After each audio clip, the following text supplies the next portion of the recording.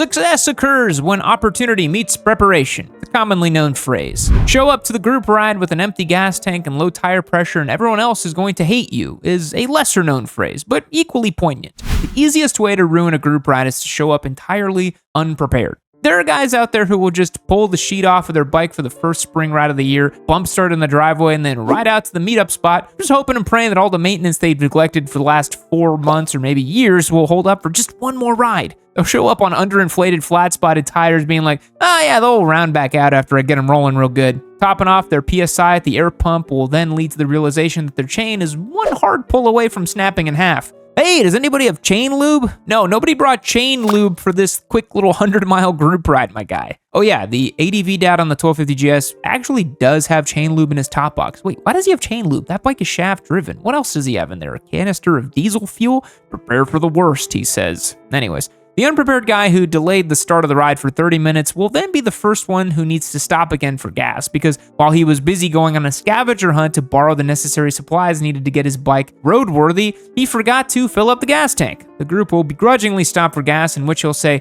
I don't know what's going on, guys. My bike just keeps overheating. He goes inside the gas station, gets some water to top up his radiator. The remaining riders will silently nod in agreement and just leave him behind. Following directions and staying with the group shouldn't be that hard, but there's always the one guy who would rather follow the outdated CF Moto navigation app that gives direction in inches instead of just keeping their eyes on the 7 other people they're riding with. If you missed that first turn because you're too distracted gawking at the cute girl getting into her Tesla outside of the Pilates studio, you're screwed from the get-go. Each turn that you miss compounds the difficulty of being reunited with your crew. If you miss one turn and you're generally likable addition to the group ride, the group of riders might wait up for you to catch up to them. But if you miss turns all the time and you keep deviating from the predetermined route, either through your own negligence or faith in a GPS system that does not share the same values as the group leader, then you're likely to be permanently left in the dust. Even worse than being bad at following directions is being inconsiderate of the directions, thinking you're above the directions, thinking the directions don't apply to you because your dad co-signed an 18% loan on a leader bike for your 22nd birthday, and with an overinflated sense of importance, you may intentionally deviate from the group ride's predetermined route, creating confusion amongst the other riders. Which way do I go? Do I follow the group ride elder who's leading the pack at a reasonable pace, or do I follow this young leader bike squid who's destined to do something that's equally entertaining and embarrassing?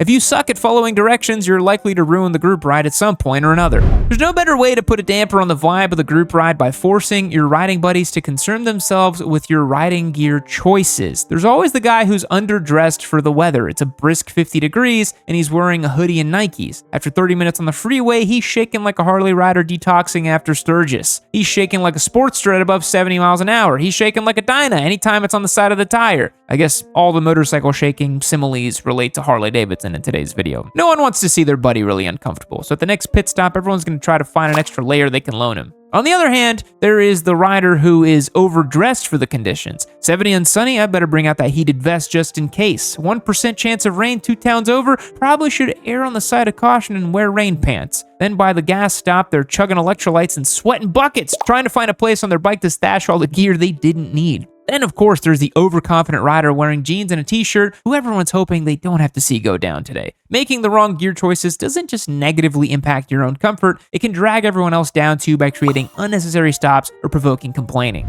You can also ruin a group ride by making the whole thing about your social media clout instead of just enjoying the damn thing. If at every gas stop you're sticking your phone camera in another rider's face, asking them what their body count is, you're doing the group ride wrong. If everyone is ready to leave after a quick break at a scenic overlook and you keep having to take just one more photo because you can't get the ISO setting on your DSLR perfect, you're doing the group ride incorrectly. A lot of people like motorcycles because they force you to be present. They encourage focus and attention while rewarding you with thrill and excitement. It's an experience that's really special to a lot of people. So subjecting unwilling participants to your content creation can definitely rub people the wrong way. As someone who has made motorcycle content for a living for quite some time now, I've learned how necessary it is to separate the riding I do for Yami Noob and the riding I do for myself. If I were riding with some friends, it would likely fall into the latter camp, and I wouldn't subject them to the somewhat tedious and grueling nature of content creation. People just want to ride. They don't want to watch their riding buddies fiddle with cameras and tripods and mics and such. If I was on a group ride and someone within the group started pointing a little wireless TikTok microphone towards some woman at the gas station while asking them, "Hey, so do you think motorcycles give my guy riz, or is it just an ick?" It would just ruin the group ride. It would probably ruin my whole day and maybe my whole week, frankly.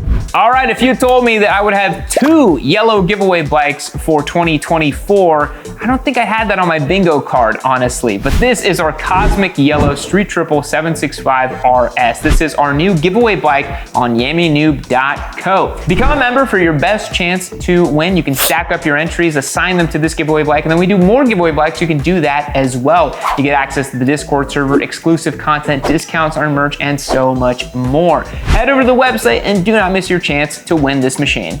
You also never want to be the overly needy guy in a group ride. Long motorcycle rides can be kind of exhausting. You got to contend with weather, traffic, fatigue, hunger, thirst, and so on. So it's important to not neglect your physical well-being while riding. I'm not saying that you should do that, but I am saying that you shouldn't suck down so much water that you're having to stop to go to the bathroom every 15 minutes, or stopping again 10 minutes later because you're hungry or you're tired or you saw a push notification on your phone attached to your handlebar that says you have a new Tinder match and you must reply ASAP. The Tinder match can wait, my guy. Stop gamifying human connection. This is also probably a dude, and those pics she's gonna send will almost certainly be ripped from some model's Instagram page. Use your brain. Anyway, my point being, be economical in your stops. If the group stops for gas, maybe eat a small snack even if you're not dying of hunger yet. I feel like half of the tips I've given in today's videos are like, just be a normal human being, you little freak. If you are feeling tired, maybe head back on your own instead of making everyone else wait up for you. Otherwise, you must accept the fact that as a member of the group, you'll have to sometimes sacrifice personal needs for the betterment of the group as a whole. NASCAR drivers literally go to the bathroom in their suits during a race. You can hold it for an hour, or adopt their strategy. The choice really is yours.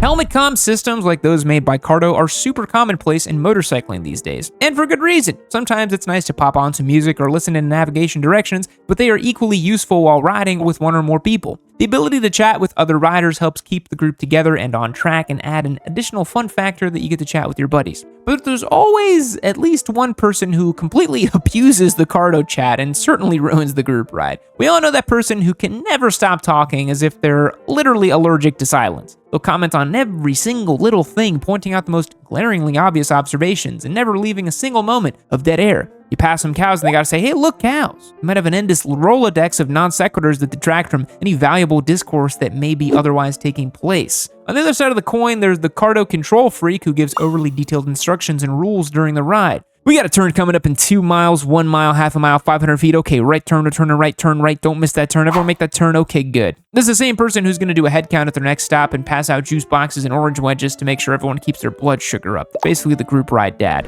And last way to ruin the group ride is probably the easiest and most direct way, and that is by just being a complete Degen squid. It is so obvious, though I had to hold off until the end to mention it. You know, doing a quick pull on the freeway or doing a third gear roll race with the buddies, pretty standard motorcyclist behavior and to be expected on just about any group ride. But then there is the really overt squid behavior that attracts negative attention and either gets people hurt or in trouble, and in my opinion is just pretty distasteful most of the time. You got all the classic elements of the squid moveset, like the endless rev bombing when riding at low speeds in town, chasing out pathetic power wheelies at triple-digit speeds, which is just super dangerous, weaving through cars and traffic in a really reckless way, or something as simple as riding an R6. That's just... I mean, it's just the squidliest thing you can do. These are the types of behavior we all attribute to the squid. Exercising any combination of the above mentioned and just generally being a menace to society is a surefire way to negatively impact the group ride. Again, you can have a little bit of fun. Don't go nuts. You're putting the other riders in the group in danger, attracting a ton of negative attention from pedestrians and cops alike, and generally acting like a liability.